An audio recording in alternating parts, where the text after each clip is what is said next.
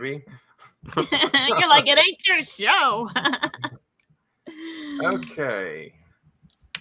I believe we're Oh, on. sorry. And so everything should be working fine now. That's great. Okay. Wonderful. Well, Michelle, thank you so much for joining us. It's a pleasure to have you on the show.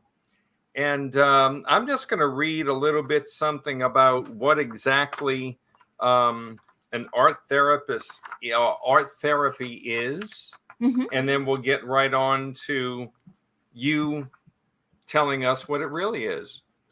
As soon as I get the pages here. And for those of you that are just joining us, we were having a little technical difficulty. I won't say whose fault it was, but I'll just take the blame for it. It's okay. All right. We're here today with Michelle Olson, and she is a social gerontologist, a licensed, board-certified, and registered creative arts therapist with a specialization. Yeah, she specializes in memory care. She's also an adjunct professor at Montana State University in the Health and Human Development Department and instructor at the Lifelong Learning Center at Vassar College. Well, Michelle, welcome to the show. Thank you. Thanks so much, both of you, for having me. And we also have Melinda Marks Bergard, who is friends with Michelle. Yeah, and she's your friend. Y'all know one another, so she's one of our regulars. She's awesome. And she connected us. What's that? And she introduced us. Oh, that's right. Okay. See, I'm doing really good. So tell us a little bit more about yourself. Not what I read, but just tell us a little bit. Give us a example of a day for you. Of a day. Goodness. Well, that varies. Not a whole day. Give us an example of any day. Right. So I do wear a few different hats. So during the day, I do work for a wonderful practice called Clear Guidance, and they are located in Boston, and I run the New York office. So a typical day for me would be helping families kind of navigate their aging journey, right? In whatever way that is for them. Usually I get calls around when people are having challenges related to dementia or mental health issues, things like that. So I help them in different ways. And I do weave in some art therapy as well. And that right now it's virtual. The art therapy seems to be virtual, where for years and years, it was all face to face. But so right. A typical day. Other than that, I love to go outdoors, of course, right? A typical day for me would be spending a little bit of time outdoors and noticing nature and taking a walk on the river. And I'm raising monarchs right now, so that's part of my typical day. So I had 3 just come out of their chrysalis today. Oh, wow. Yeah. Wonderful. So talk about how she uses nature and art therapy together. Tell us a little bit how you use art and nature. Sure. In your therapy. Right. So, well, you know what? I'll back up because for years and years, I worked in long-term care for a lot of years, and I've always loved to bring people outdoors, no matter what the program was. I always wanted to get people outdoors as much as I possibly could, and I also, when I create art with folks, I like to bring nature in. So that might look like something like this. It might be just about noticing. Right. So I usually bring in things inside. Isn't that cool? That's an oyster shell with a seagull, cool. with a hole from a seagull. But so things like that. So you go outdoors, pay attention. So either folks can gather things that catch their attention, or I bring it inside to them. So it's just been part of my practice as a very nature-based type of art therapy. And I really try to get people to kind of come into their body as well. So let's say I bring in some grass, for example, some tall, interesting textural grass. So we might spend some time looking at it, feeling it, smelling it, and then painting it. We might even move our body in the way that the grass is. So there's a lot of things you can do that, it doesn't cost you anything extra, right? It's just really tuning into our senses. And so that's pretty much how I have done for the, over 20 years. I've been an art therapist. So, and that actually, I'm sorry, go ahead. I was going to move on to just tell you. Since you mentioned all this, could you tell us a little bit about what led you to do this type of work? To do art therapy or work with older adults, or both? Okay. Well, what led me, back in the later 90s, I was doing an internship at a veterans hospital. And so at that time I was working, it was a what they call a geriatric psychiatric hospital. That's what they called it. And that for me was it. It was so interesting. I had never thought about it before. I had always had an interest in art, right? My undergrad was fine art photography, and I had a minor in psychology. So those two are a natural fit for me. So then I decided, you know what, I love that blending of psychology and art. So let me see what I could do to help people using these things that I love. And so that's what led me to art therapy. But it wasn't until I got to the internship at the Veterans Hospital where I was like, this is it. This is what I want to do. These are my people. I love this. And that's it. I've just been doing it ever since. Then knew, right? I'm sorry. Say it again, Brian. I said you just kind of knew. That's it. Yeah. I worked with children and I worked with, younger adults, and I just, it didn't resonate for me as much. So, and I had dreamed about becoming a gerontologist for actually 20 years. And so that was just kind of a natural progression. I just wanted to learn more about aging and how we all age, in our unique ways, and, how it impacts how our aging and our thoughts and our beliefs and our environment, all of these things, how it impacts our aging and our mental well-being, our cognitive well-being, all of those things was very interesting. So that's where the gerontology comes in. Wow. So Michelle, this is Maureen. I have a question for you.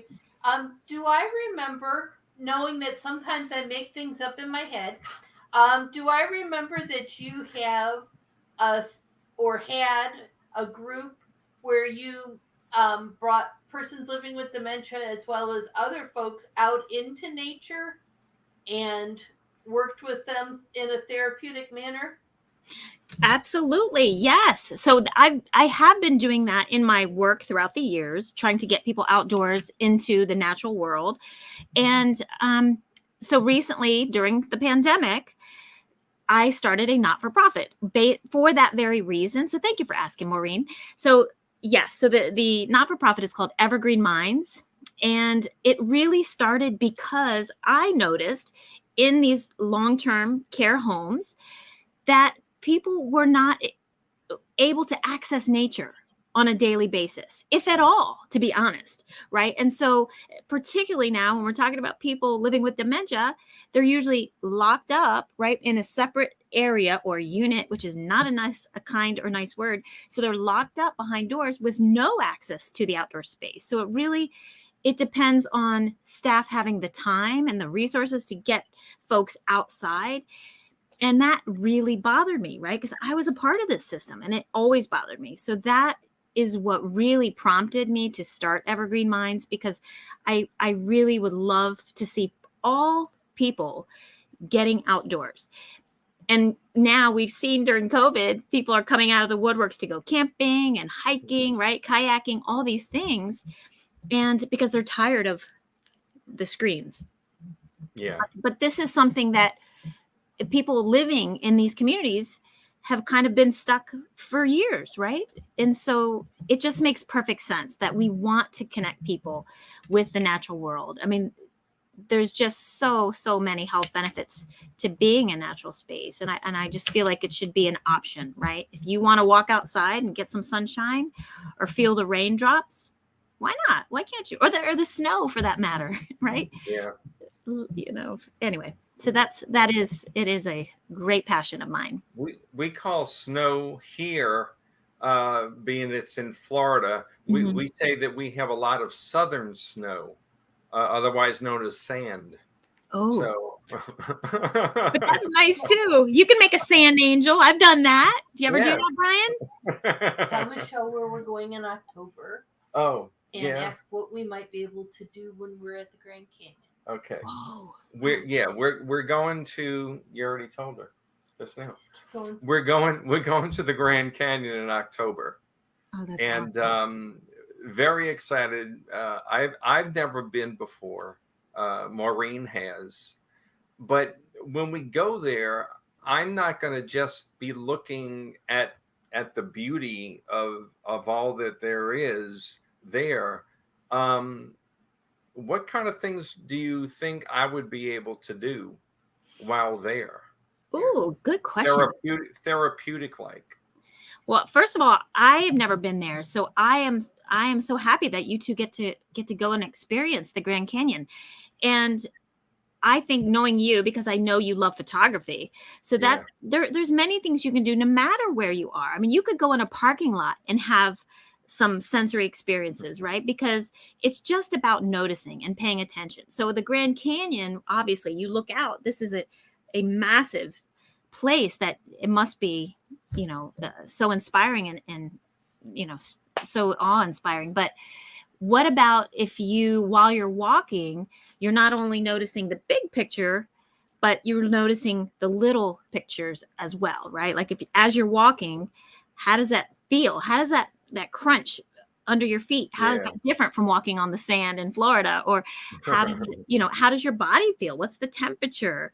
What does the earth feel like there or smell like there? There's a lot of ways to pay attention. And I think it would be really interesting to try that in a place where we normally think about the vast, hugeness of it all, right? Yeah. It would be interesting to take in the other ways to open our senses. One of the things that I do, and Maureen had to explain this to me, because I've been taking pictures since I was a kid. Mm-hmm. I used to have a little Kodak X15, one of the with the square flashes on top. I remember. But what I do, I'm constantly looking at my photos because they bring me joy. But I don't know how the conversation started, but we were talking about the pictures, and she says, "Do you know where you were when you took this picture?" And I said, "No, I don't remember where it was, but I just like looking at it." And she told me, she says, "You're looking at the picture and you may not know where you were, but you experience the same feeling that you're having now is what you felt when you were taking that picture, when you were in that space." Mm-hmm. And that gave a whole new meaning to me, because it doesn't matter where I go. I always have my phone with me, mm-hmm. which Maureen loves when I take my phone everywhere. That would be a big no. But it takes so beautiful pictures. Mm-hmm. Do your people that you work with, do they experience that same thing? They may not know what they're putting together or doing, but do they experience the joy of just being there doing it? Well, I think, everybody, of course, is different. And I will say, one of the beautiful things about dementia is the ability to be present in this moment. And also, there's no right or wrong when it comes to expressive arts or art therapy or engaging with the natural world. There isn't a right way to do it or a wrong way to do it. And so it's that acceptance of whatever it is, it is. And so I love that you said that looking at that picture over and over gives you that same feeling. And that's true. Like, I mean, there is studies out there to show that just looking out a window at the natural world, or even looking at a photograph or a painting or, something can help, calm you and help people heal quicker. Right. If people are in a hospital, for instance, if they have a portrait of, a natural scape versus a wall, they actually heal quicker. So it's interesting that it is. I can definitely relate to what you're saying. And I do think just encouraging people to experience the creative arts however they want to. Yeah. It's really important. And it's hard for some people to get, right? Like they want it there to be a right way. Like, I know I'm not doing it right, and I'm no good at art, and I can't draw a straight line. And so they want there to be a right or wrong. And so when they have when they have permission to be free, sometimes it's a little hard for people, right? But yeah. So when we go on a vacation or we go out and explore, I usually pick something that has a very strong emotional reaction for Brian. And for example, we went up to the Smoky Mountains in May, and we went up on the Ford Loop, and that was an extremely emotional time for Brian. He took lots of pictures, and when we came back, I had him pick one picture that he took, and we've got it blown up on a canvas.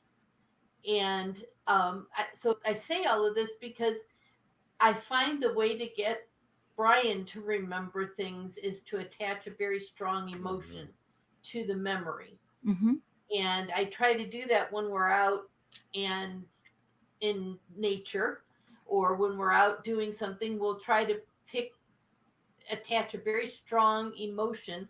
Like when we were driving, like I said, up in the mountains, it was just a one-way road, and there was no guardrails, no nothing. It was I went like 10 miles an hour the whole time, and that was a little scary for Brian. And so he remembers going up there. If you show him a picture of that road, boy, he'll remember exactly where we were. Right. You look out the window and you see like this much road and just a big drop off. It's like, I would be very scared too, Maureen. I would be just like Brian. Yeah. And that's interesting because that is actually something that's changed in me. When I was probably like 40 is when some sort of switch flip for me as far as like going over bridges, narrow roads, tunnels. I used to never even think about it, but now I'm just, it's interesting. But when you hit 40, did you start looking at things in a different way? Maybe because I had kids, right? Like maybe that's what it was. I'm not really sure, because I had my second kid then at almost 40, and I think something changed. You get more nervous thinking there's people in the car, and I don't know how that happened. It's interesting that Cheryl Stevenson, she wrote, with the memory impairment, I find that photos and videos have become so much more important to me. When I go to a concert, I make sure that I take lots of photos and some videos. That way, if I forget that I have gone to this concert, this will remind me. And that's basically what we were just talking about. And, that's why I do the same thing. What I would like to do, and maybe you could help me with this. I mean, I have probably thousands of pictures, of photos.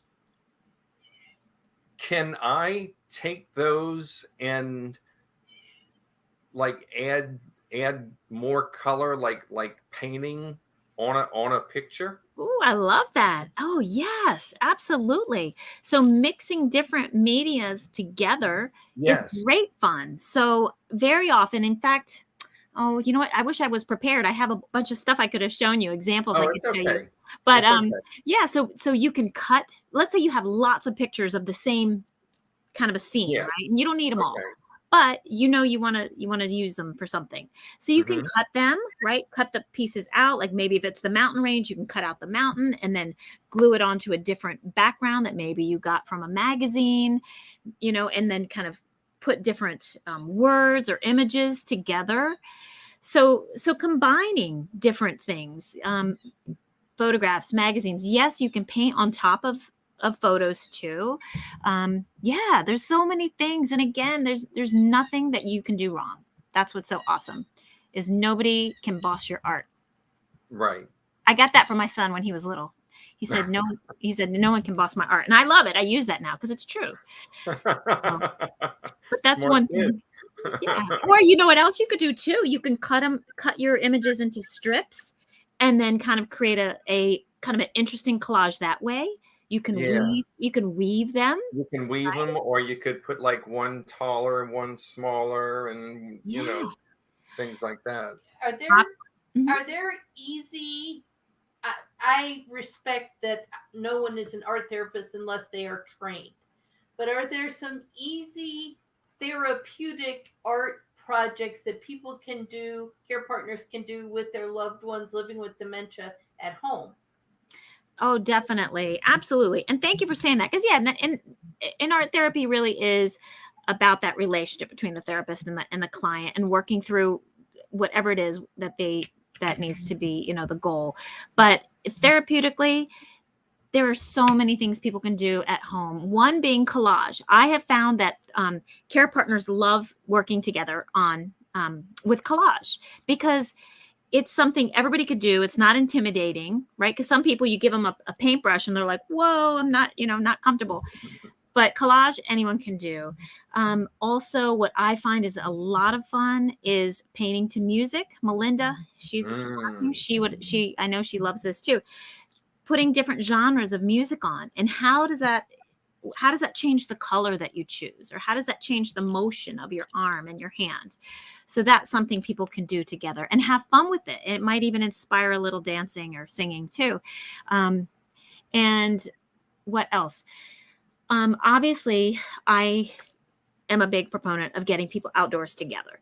So I would recommend that people go out wherever they are. You don't have to live in the woods. You could, as I said, you can live in an apartment, step out on your balcony and just notice, just spending time and noticing something that captures your attention.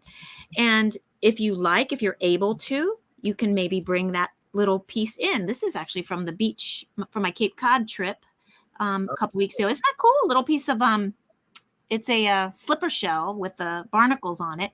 But is there anything that people can do with that? Maybe you're just exploring it together and you're noticing it, but maybe it will inspire a drawing, or maybe it'll inspire a poem, right? Write a little poem together, a haiku together. Does it have to be perfect? No. Does it have to rhyme? No. And just see what happens. Right. Well, let me switch the tables here. When you look at that and hold it in your hand, what does that make you feel? Whoops. It just rolled off. Are you asking me? Yeah. What it makes me feel? Yeah. For me, kind of like what you were saying, it brings me back to this joyful time on the beach, because I was raised in Virginia. So I miss the beach living in New York. So when I was able to go sit on the ocean, it was really just restorative for me. I loved it. And I found this. And so it kind of gives me that feeling like you were just talking about from your photographs. So, and also the other thing it does that makes me think about, I don't know if it's feeling, but as much as just noticing, is that these were creatures, right? They were all living creatures, and these creatures were living on this creature, and then that creature was living on another, these beings were all a part of each other. And so I love to think about that as well, that connection with this and myself and you and Maureen and everybody. So, and Brian and I are looking for ways to remain connected and communicating when he's possibly in the future no longer able to communicate verbally with me. And one of the things that you just made me think about, Michelle, was when we go places, when we do things, if we pick up something from nature that will help us remember that time, and then both of us feel it, maybe do an art project with it, I think that'll attach an emotion that if I show him something when he's not able to speak, will connect us. Mm-hmm. That's great. And I think that's a really good thing for all the listeners to think about in their own lives is, and remembering is good, but it really comes down to that emotion, right? And how we feel. And so I definitely recommend that people just go out and just notice what's around them. And so many health benefits to doing that. Melinda wants you to talk about your record album project. My record album project. Condo Rock. Melinda, what are you talking about, my friend? What is she talking about? The record album project. She wrote below, she says Condo Rock. It says, talk about your project that used record albums. Well, I've used, you know what? Because Melinda and I have worked for the Alzheimer's Association for many years. We've, kind of worked together. She's talking about, I love to upcycle. That's another thing that you two might love to do together. Is one of my biggest fun things is finding old junk. Like I find junk on the side of the road, or I go to thrift stores or whatever, and I upcycle it, right? And I turn it into some kind of an art piece. So I've gotten a lot of free records, right? Because even though they're kind of coming back in style, kids starting to listen to records now, which I think is awesome. But there's a lot of records that people throw out, on various Facebook pages. You can get them for free, or they're very cheap, like 50 cents or $1. So very often what I've done over the years is turn records into, a mandala, right? So people can paint it. They can decoupage on it. I've wrapped them with wire.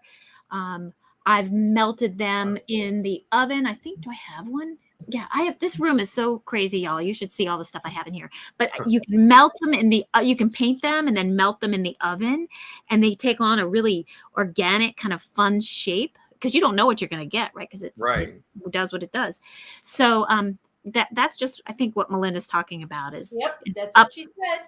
Yeah, upcycling records or old pieces of wood or furniture. You can just have a ball and create with whatever you find. So on how often do you go to the care communities to work with the residents?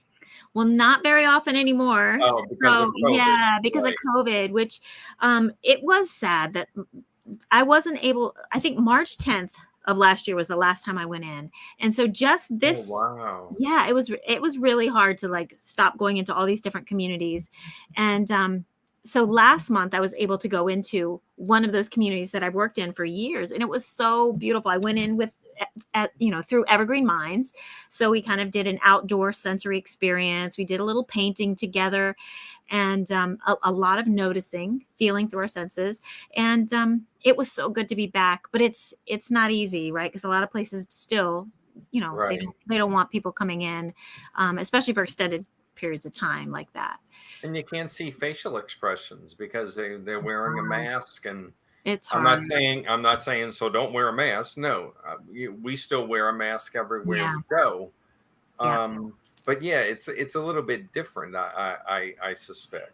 Yeah, it is. It is, because for me, part of the way I work is I'm sitting with people, right? I want to be with them. We shake hands. That's a big part of it, is connecting with one another so that everybody feels welcome and everybody feels a part of this. Whether they can communicate verbally or not, I want them to know that they're a part of this group. So, it is very different when you have to be so far apart and you're masked up like this. Right. Yeah, it's a different experience, but. Wow. Well, Michelle, can you tell our listeners, both the ones that are with us live and future watching this, how they can find out more about your services and your project, your nonprofit? Sure thing. So if you go to evergreenminds.org, that is the website. You can absolutely send me an email if you like. And my email is Olson, Olson, at evergreenminds.org. Molson at evergreenminds.org. So I'd be happy to talk to folks, share resources with folks, give you some ideas. And so our hope is really to grow and really, we have a fun, by the way, I should say this, next year, we're hoping to partner with Vassar. They have a community garden. So we want to have this beautiful garden that all, ages and people of, all backgrounds can just come together. And so I'm going to see, what do the folks in this garden want to do with it? Do they want to grow the produce and give it to a food bank? What do they want to do? So it'll be a fun project next spring. Looking forward to it. Sounds like you're going to be a busy woman. Yeah. Yes. But that's good, right? Keeps me out of trouble. Well, for the most part. Not 100%. Yeah, but trouble usually is kind of fun, It is pretty fun. Yeah, that is true. Thank you so much for joining us, Michelle. You are the kickoff to us talking about spirituality. I believe nature and spirituality go hand in hand. And so you have been our kickoff to talking about dementia-friendly worlds, and now we're particularly looking at spirituality and spiritual places for people with dementia that are dementia friendly. That's wonderful. Thank you so much. I'm happy to be here with both of you. Thank you. Thank you, everybody who's watching.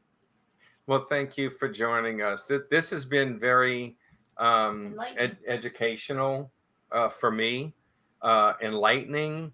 I have all kinds of things spinning around in my head now. I'm going to go melt some records.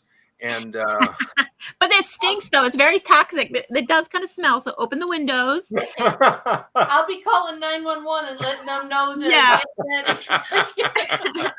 Yeah, maybe I shouldn't be telling everybody go cook some records. But yeah, get outside and see what you notice today. So we're going to watch the We Are Dementia Strong Facebook page. We'll post pictures of what we do. Yeah. And the firemen here with us. As you can see, she has a lot of confidence in me. So. Yes. She knows you. Yeah, a little bit too well. So thanks again for being here. I appreciate it. And maybe we'll get back with you a little bit later in the next several months down the road and see what you're doing at that point. Great. And I'm happy to guide your listeners in a little exercise if that's of interest. That would be awesome. Maybe we could get Melinda and you together. Yeah. And maybe you can be doing art and she can serenade us. Oh, I would love that. I know. That would be great fun. All right. Well, thanks again. Take care. Thank you. Have a great day. You too. Thank you. Bye-bye. And broadcast.